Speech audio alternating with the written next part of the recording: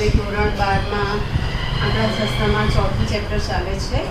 આગળ મેં તમને 4.1 તો આપણે જે આલેખવાળું નહોતું પણ 4.2 4.3 કરાવ્યું હતું અને થિયરી પણ તમને સમજાવી દીધી બધી, લખાવી હતી પણ કરી, અને સ્વાધ્યાય 4 તમને હોમવર્કમાં આપી હતી. તો પણ મને એમ થાય છે કે અમુક દાખલામાં તમને જે પ્રોબ્લેમ થશે તો એ સ્વાધ્યાય 4ના 2-3 જે દાખલા છે પ્રોબ્લેમેટિક હોય એ હું તમને કરાવી દઉં છું. તો એમાં સેક્શન ડી છે, સ્વાધ્યાય 4નો સેક્શન ડી, એનો જે 9મો દાખલો છે એમાં તમારે આલેખની રીતે વલણ કરવાનું છે. 9મો દાખલો આપ્યો છે તમને. નીચેની સામયિક શ્રેણી એક કારખાનાનું દૈનિક ઉત્પાદન દર્શાવે છે, તો આલેખની રીતે તેનું વલણ શોધો.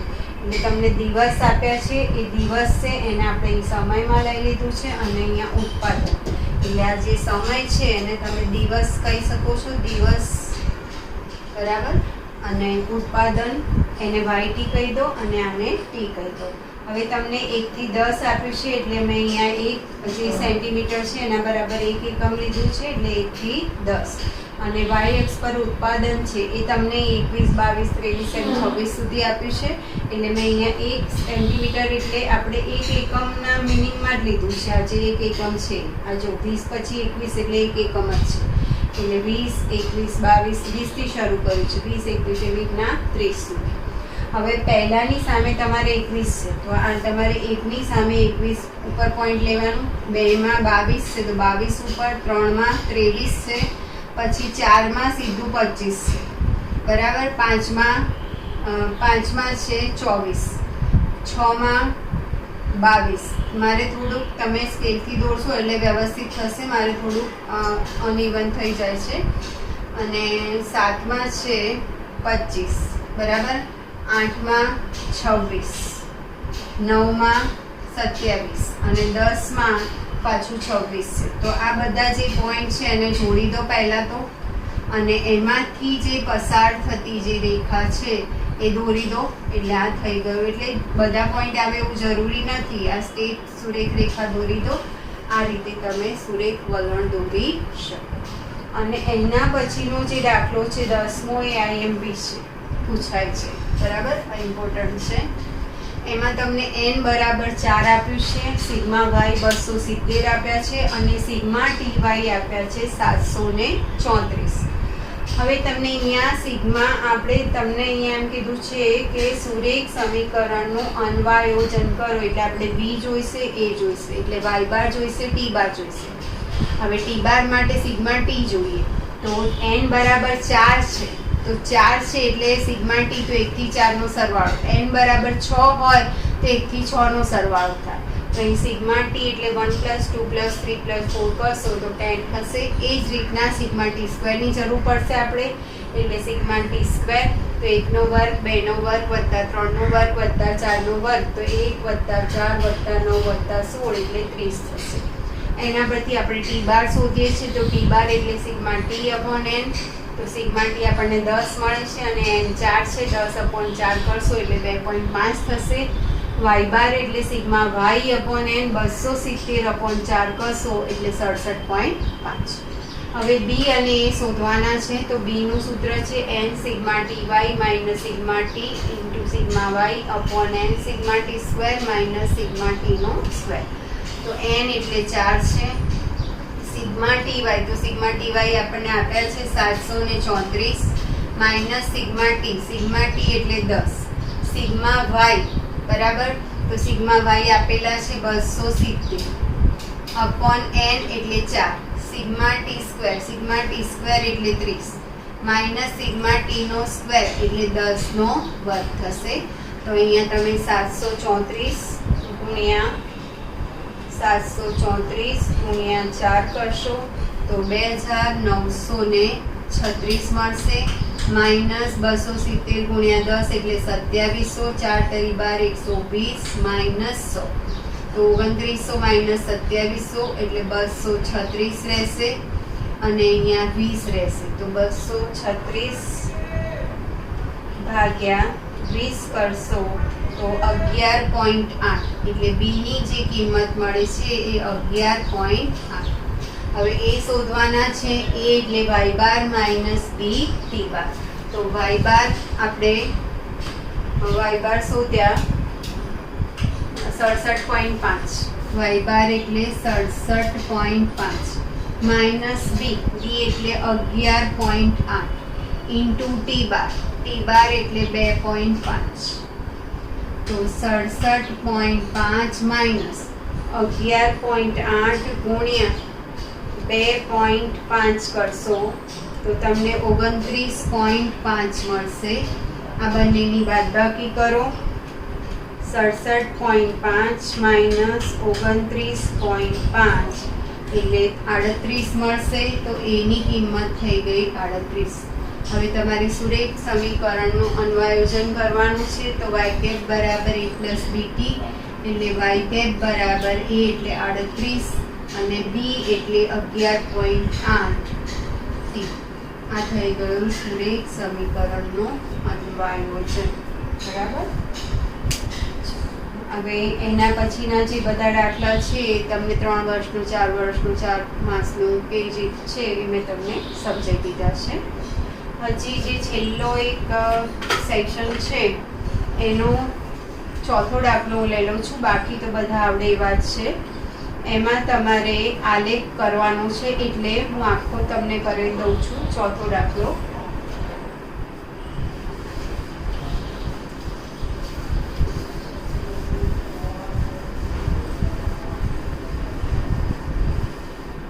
સેક્શન એફ એનો ચોથો દાખલો. એમાં તમને અહીંયા આપ્યું છે વર્ષ અને હેરફેર થયેલ માલ. હું ખાલી અહીંયા માલ લખું છું. એ ટનમાં આપેલો છે. વર્ષ આપ્યું છે 2011, 2012, 2013, 2014, 2015 અને આ માલ જે છે એને વાઇટ કહી દો. એટલે એ આપ્યું છે તમને અહીંયા 180, 192, પછી 195, 204 અને 202. હવે આપણે પહેલાં અહીંયા ટી લઈશું. ટી એટલે અહીંયા સળંગ વર્ષ છે. તો 1, 2, 3, 4 અને 5. પછી ટી સ્ક્વેર વાળું કોલમ આવશે એટલે 1 નો વર્ગ 1, 2 નો વર્ગ 4, 9, 16 અને 25. પછી આપણે જે પ્રમાણે જોઈએ છે આપણે હવે ટી વાય જોઈએ છે. તો અહીંયા ટી વાય થશે. બરાબર. ટી વાય એટલે આ બંનેનો ગુણાકાર 180. પછી 192 ગુણ્યા 2 કરો. 192 ગુણ્યા 2 તો 384 થશે. પછી 195 ગુણ્યા 3, 195 ગુણ્યા 3 585 થશે. અને 204 ગુણ્યા 4, 204 ગુણ્યા 4 તો 816 થશે. અને 202 ગુણ્યા 5 તો 5 દુ 10, 5 દુ 10 એટલે 10 1010 થશે. હવે આપણે જરૂર પડશે સિગ્મા ટીની, સિગ્મા ટી સ્ક્વેરની અને સિગ્મા વાય ટીની. સિગ્મા ટી સ્ક્વેર અને સિગ્મા વાય ટી અથવા ટી વાય છે એ લખો એ તમે. બરાબર.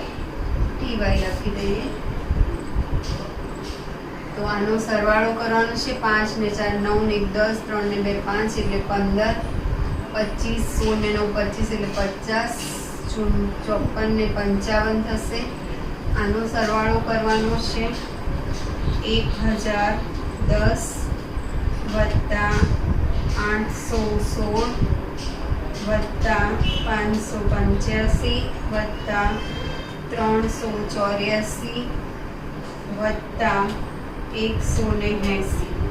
તો એનો જે સરવાળો આવશે એ 2975 હશે. હવે આપણે પહેલાં ટી બાર શોધીશું. તો ટી બાર એટલે સિગ્મા ટી અપોન એન. તો સિગ્મા ટી 15 અને અહીંયા આપણી પાસે 5 વર્ષ છે એટલે એન બરાબર 5 થશે. તો એ 3 થઈ જશે. 5 તરી 15. પછી આપણે જોઈશે સિગ્મા ટી સ્ક્વેર તો આવી ગયું. વાય બાર જોઈશે. તો વાય બાર એટલે સિગ્મા વાય અપોન એન. તો સિગ્મા વાય આનો સરવાળો આપણે કરવો પડશે, સિગ્મા વાય. તો એનો જે સરવાળો છે 180 વત્તા 192 વત્તા 195 વત્તા 204 વત્તા 202, 973 આવશે. એટલે 973 ભાગ્યા 5, બરાબર, ભાગ્યા 5. તો 194.6 આવશે, બરાબર. હવે આપણે જોઈશે બી અને એ. તો બીનું આ જે સૂત્ર છે એ આપણે લઈ લઈએ અહીંયા, બરાબર. અહીંયા ને અહીંયા હું લઈ લઉં છું.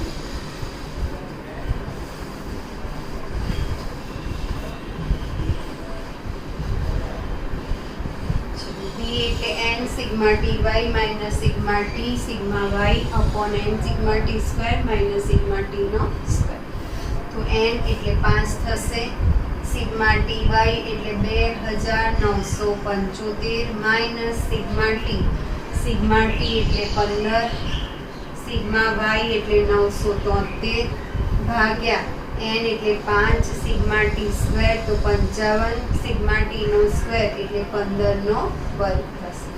તો 2975 ગુણ્યા 5 કરો તો તમને મળશે 14875 માઇનસ 973 ગુણ્યા 15 કરશો તો 14595, નીચે 55 ગુણ્યા 5 કરો તો 275 અને 15 નો વર્ગ 225 થશે, બરાબર.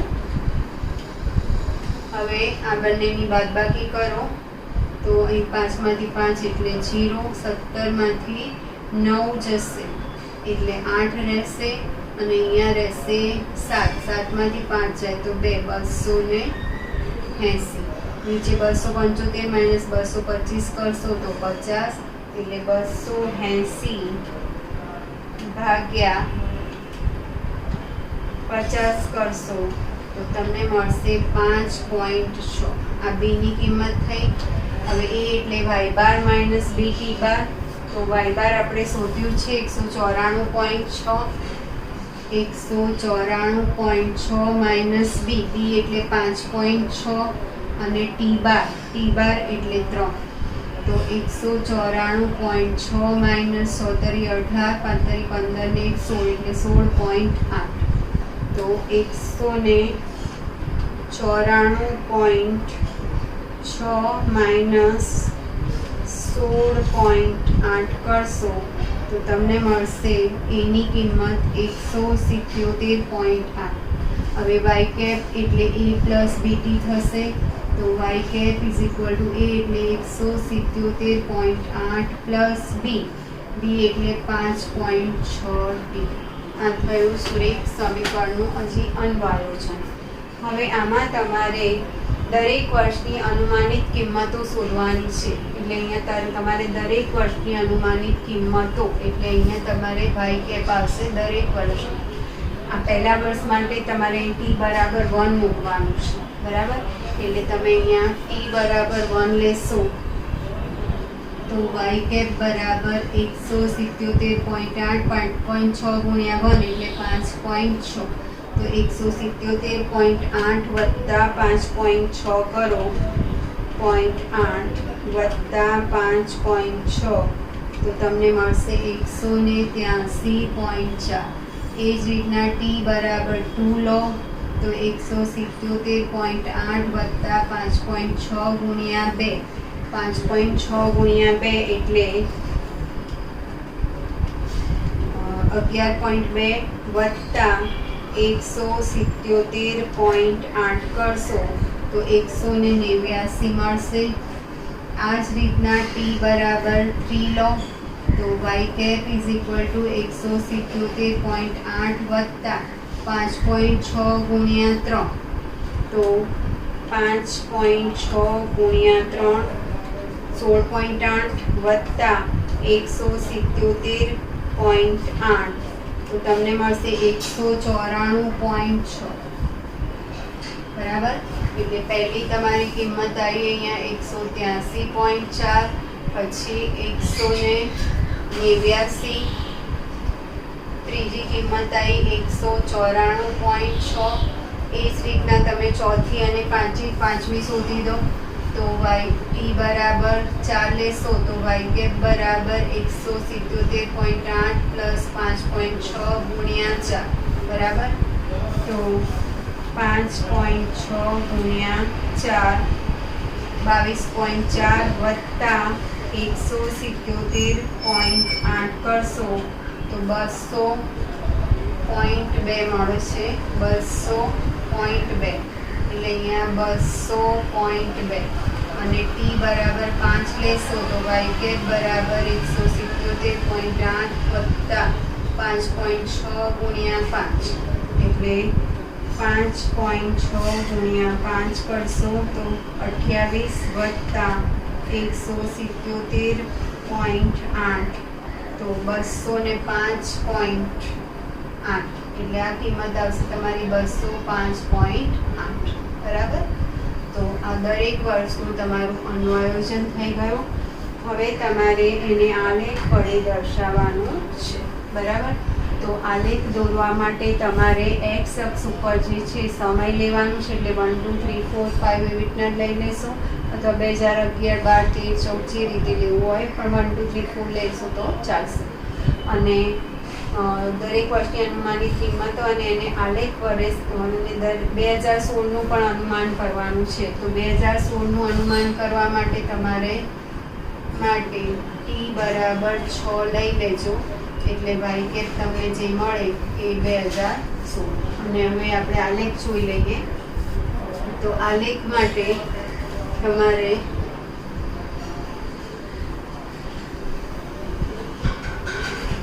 જે એક્સ અક્ષ પર છે ત્યાં સમય લઈ લેજો. સમય બરાબર, એટલે તમે અહીંયા 2011 લખો, 12 13 14 15 અને 16 તોય ચાલશે. અને ટી બરાબર સમય આપણે ટી લઈ લઈએ તો 1 2 3 4 5 6 લખો તો પણ ચાલે. અને આ જે વાય કેપની જે અનુમાનિત કિંમતો આવી, એટલે અનુમાનિત કિંમતો જે છે એ અહીંયા તમારી અહીંયા આવશે. અને એટલે અહીંયા આવશે અનુમાનિત કિંમત બરાબર. એટલે હવે આ તમારે 183 થી શરૂ કરી અને 205 સુધી જાય છે. તો આપણે અહીંયા શરૂ કરીએ છીએ 183, પછી 184 એમ 205 સુધી તમે જશો તો થઈ જશે. પણ મારે થોડું અહીંયા નાનું પડશે તો 183, પછી બેનું લઈએ તો 185, 187, 189, 191, 193 અને 195 તોય નહીં આવે. તો 5-5નું લઈ લેજો. અહીંયા મારે જગ્યા ઓછી છે તો હું એવું હશે તો આ કાઢી અને અહીંયા દોરી દઉં છું. લાંબો કરી દઈએ આપણે.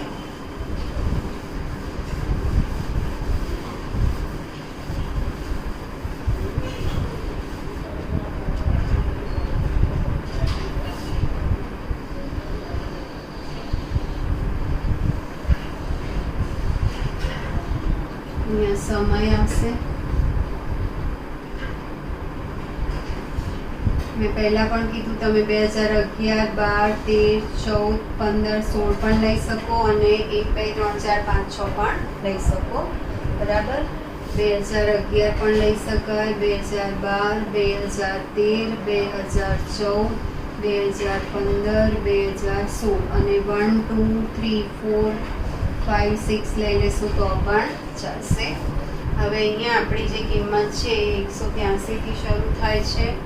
તો હું અહીંયા લઉં છું 183, 184, 185, 186, 187, 84, 185, 186, 187,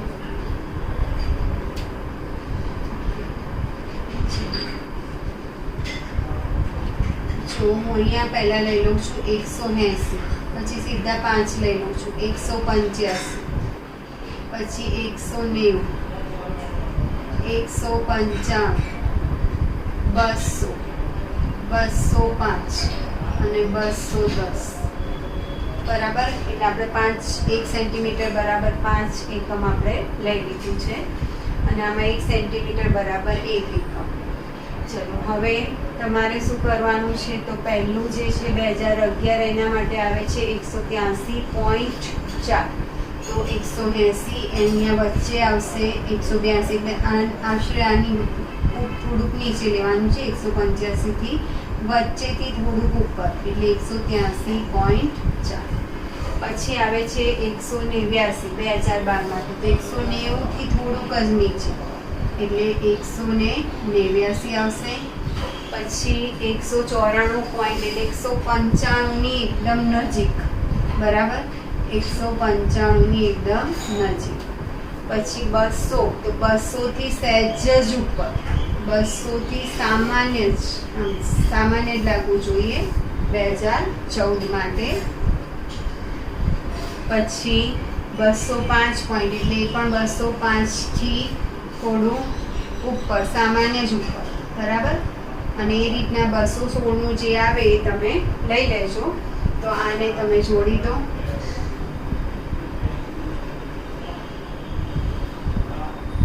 બરાબર.